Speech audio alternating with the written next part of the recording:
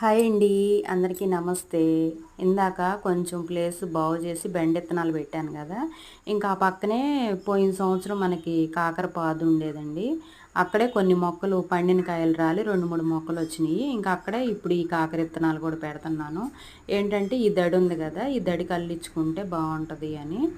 ఇంకా అసలు మనమైతే ఎప్పుడో జూన్ స్టార్టింగ్లోనే పెట్టాల్సిందండి. ఈ సంవత్సరం వర్షాలు సరిగ్గా లేవు కదా జూన్లో.